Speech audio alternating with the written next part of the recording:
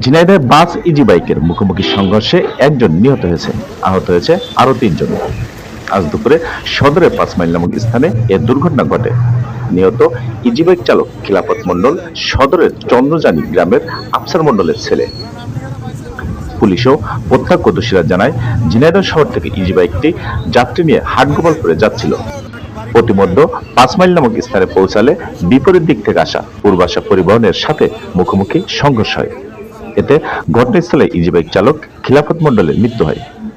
আহত হয় ইজি বাইকে থাকা আরো ৩ জন যাত্রী। পরে স্থানীয়রা আহতদেরকে উদ্ধার করে ঝিনাইদহ সদর হাসপাতালে ভর্তি করে। এ ঘটনায় ঘাতক বাস চালক ও হেলপারকে আটক করেছে পুলিশ। লাশ ময়নাতদন্তের জন্য ঝিনাইদহ সদর হাসপাতাল মর্গে পাঠানো হয়েছে। SK Johnny, Jhenaidah.